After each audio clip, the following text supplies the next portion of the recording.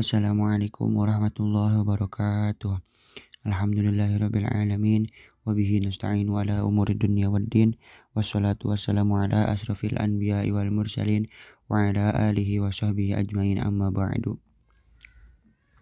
Yang pertama-tama marilah kita panjatkan puji serta syukur kita ke hadirat Allah Subhanahu wa taala yang dimana telah memberikan kita nikmat iman, nikmat Islam, dan nikmat kesehatan sehingga kita dapat berkumpul pada pertemuan bahasa Arab ini. Salawat beserta salam marilah kita panjatkan kepada junjungan kita yakni Nabi Muhammad SAW, kepada para keluarganya, para sahabatnya, para tabi'atnya, dan semoga sampai kepada kita selaku umatnya. Amin ya Allah ya Rabbal Alamin. Kami dari kelompok 6 bahasa Arab akan membawakan materi tentang Na'at wa Man'ut yang beranggotakan yaitu yang pertama Apip Saipullah dengan NIM 12120100016 dan Aulia Ajahra 12120100020 dan saya sendiri Davin Muhammad Ramjan dengan NIM 12120100025 dan yang terakhir yaitu Dewi Sri Juliani dengan NIM 12120100029. Selamat menyaksikan. Ya, yang pertama yaitu materi tentang pengertian Na'at wa Man'ut. Apakah yang dimaksud dengan Na'at wa Man'ut?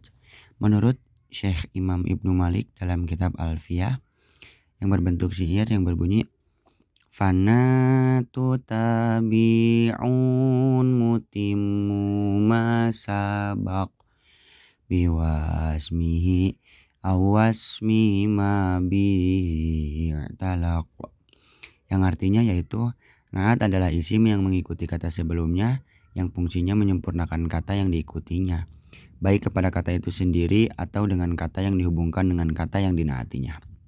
Pengertian man'ut yaitu man'ut adalah kata yang disifati dari na'at. Pembagian na'at man'ut. Yang pertama, na'at ditinjau dari segi amalnya, terbagi menjadi dua diantaranya. Yang pertama, na'at hakiki.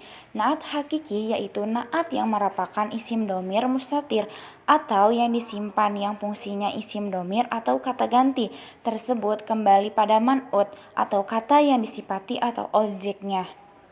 Dan yang kedua adalah na'at sababi.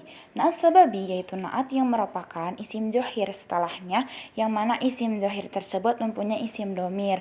Fungsinya untuk kembali pada subjeknya. Atau na'at sababi ini adalah na'at yang mensifati objek dengan kata yang berkaitan dengan objek. Contoh na'at ditinjau dari segi amalnya. Yang pertama na'at hakiki. Contohnya ja'a zaidun akilun. Artinya telah datang Zaid yang berakal.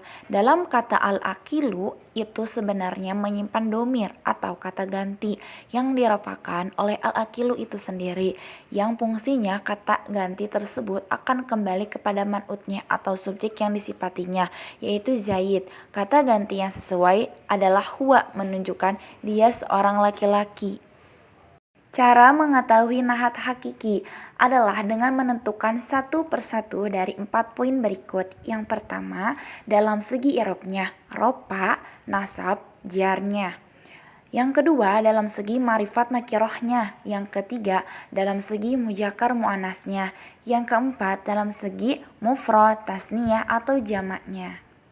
Cara mengetahui na'at sababi. Na'at sababi bisa diketahui dengan menentukan 2 dari 2 poin berikut.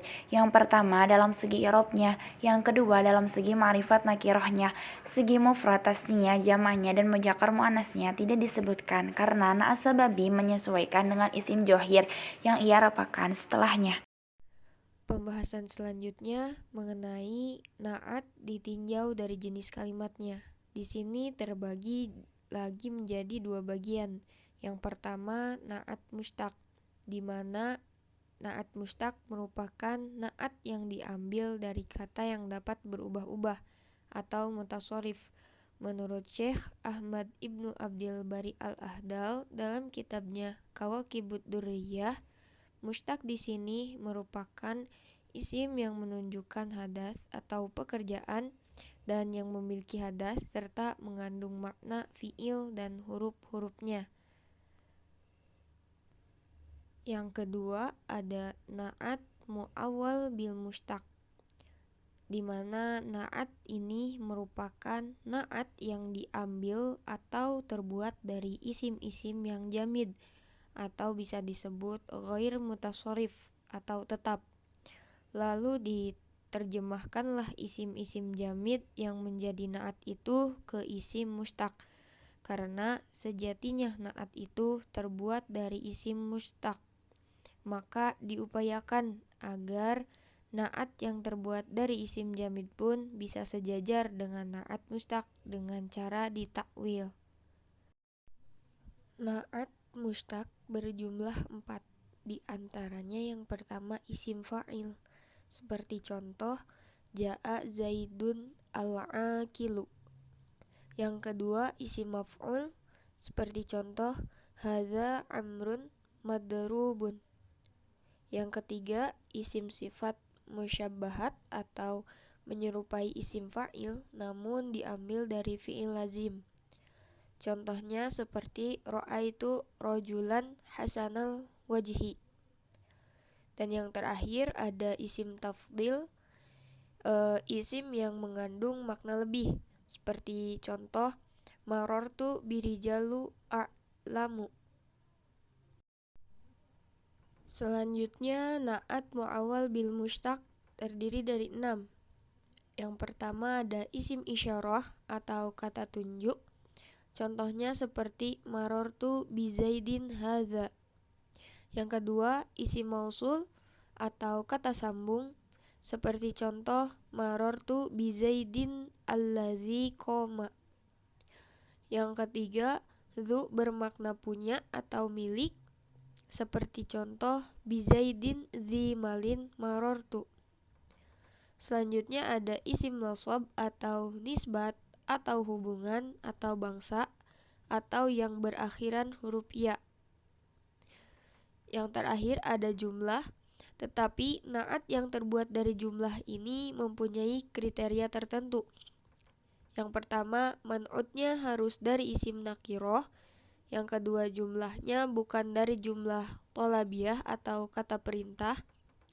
Dan yang terakhir, masdar, kriterianya harus mufrad muzakkar atau mutlak, meski man'utnya bukan mufrad muzakkar. Fungsi na'at.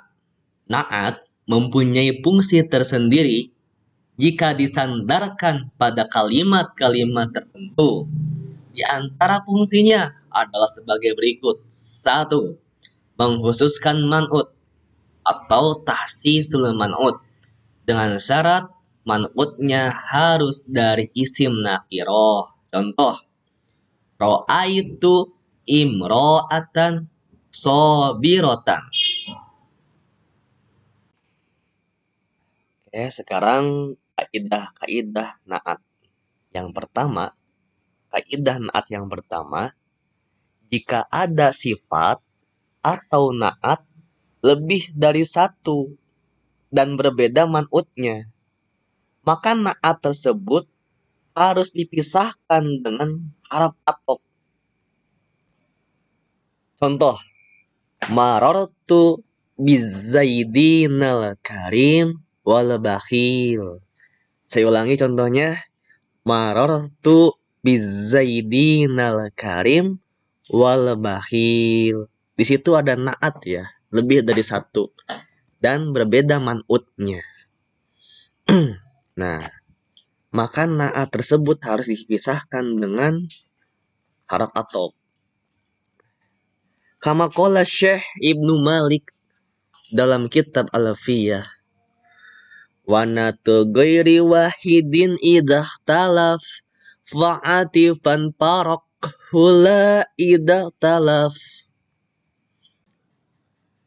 Kaidah selanjutnya, jika na'atnya berulang-ulang banyak karena man'ut tidak bisa dijelaskan kecuali dengan menggunakan na'at yang banyak, maka semua i'rab na'at tersebut diikutkan ke man'ut. Contoh, ja'a zaidun al-fiqih dorifil alimi.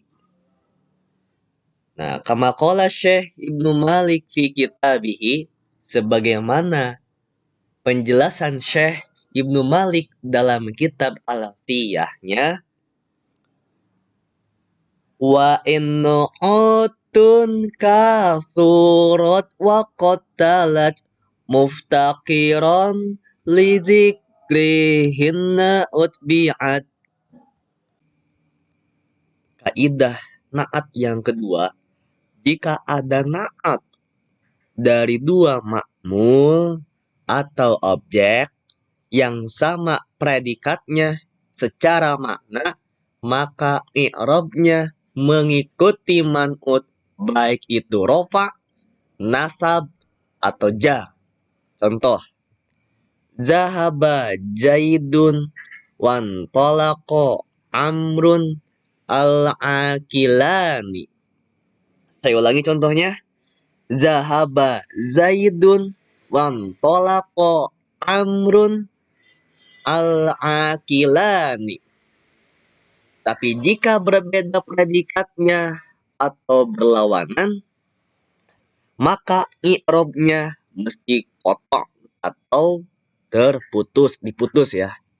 Dan dilarang itba. Contoh kotok ke nasab menjadi ma'mul dari fi'il fa'il yang disimpan. Ja'a zaidun wa zahaba amrun al-akilaini ay a'inni al-akilaini. Kotok keropa menjadi khobar dari mubtada yang disimpan. Contohnya, ja'a zaidun wa zahaba amrun al-akilani ay huma al-akilani. Saya ulangi contohnya. Ja'a zaidun wa zahaba amrun al-akilani ay huma al-akilani. Kama qala Syekh Ibnu Malik fi kitabi, sebagaimana Syekh Ibnu Malik dalam kitab Alfiyah dijelaskan dalam syairnya ya. Wa natama'mulai wahidai ma'na wa amalin atbi bi ghairi astisna. Nah, jika naatnya berulang-ulang, maka pertama, jika man'ut sudah jelas tanpa harus memakai semua naat, maka naat yang ada i'rabnya boleh kotok, boleh itba. Contoh dalam lafaz Bismillahirrahmanirrahim. Tapi jika man'ut itu tidak bisa dijelaskan kecuali dengan memakai satu naat yang ditentukan atau muayyan, naat sisanya hanya pelengkap, maka naat yang ditentukan tersebut i'rabnya mesti itba, dan naat pelengkap i'rabnya boleh kotok, boleh itba. Contoh, misalnya ada dua Zaid, yang satu pintar, yang lainnya bodoh. Mohon maaf. Tapi dalam kedermawanannya, derajatnya sama. Maka, mohon maaf, bodoh atau pintar itu posisinya sebagai naat muayyan yang ditentukan tadi, dan dermawan menjadi pelengkap.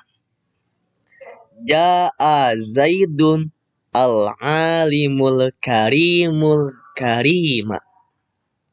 Ja'a Zaidul baladul karimul karima. Kama qala Syekh Ibnu Malik, sebagaimana dikatakan oleh Syekh Ibnu Malik dalam kitab Alfiyah, warfa winsib in koto tamudmiro mubtada'an aw nasiban lan yajharo. Sekarang man'ut bisa dibuang dan hanya menetap menunjukkan naat jika ada dalil yang menunjukkan adanya man'ut. Contoh, Allahu Ta'ala Mal sabiqati wa qaddir fis sardi wa malu soliha inni bima ta'maluna basir. Begitu juga naat bisa dibuang dan hanya menetapkan man'ut jika ada dalil yang menunjukkan adanya naat, tetapi itu hanya minoritas. Seperti contoh ya, Allah Ta'ala Qalul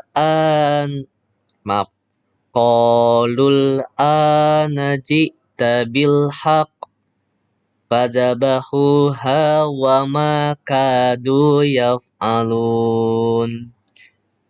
Kama qala Syekh Ibnu Malik fi kitabihi, sebagaimana Syekh Ibnu Malik dalam kitab Alfiyahnya, wa ma minal man'uti wan nati ukil yajuzu hadfuhu wa fin nati yakil. Saya ulangi ya. Wa ma minal man'uti wan nati ukil yajuzu hadfuhu wa fin nati yakil. Nah, kaidah selanjutnya ini yang tadi itu, jika i'rab naat dikotok, maka yang pertama bisa dikotok ke nasab dengan menyimpan fiil dan fa'il. Maka naat itu kedudukannya sebagai maf'ul.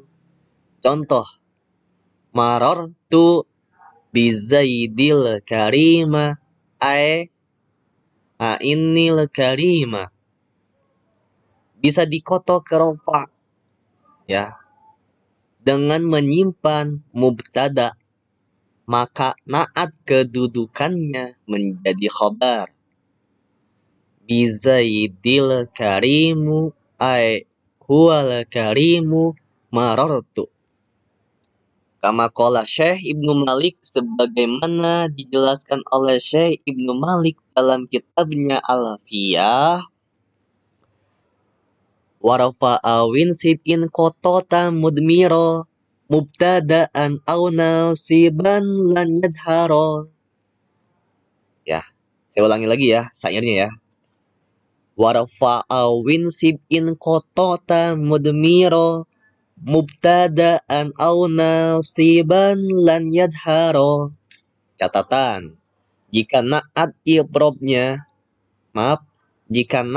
i'robnya sudah dikotok, mau itu rofa atau nasab ya, dan faidah naatnya memuji, mencela, mengasihani, maka hukum menyimpan fiil mubtada adalah wajib. Tapi jika faidahnya mengkhususkan maka menyimpan mubtada atau fiil fa'il hukumnya tidak wajib. Gitu. Ya, sekian presentasi dari kelompok kami.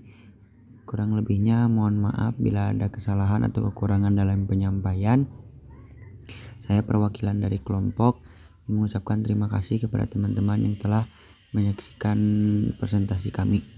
Sekian, wassalamualaikum warahmatullahi wabarakatuh.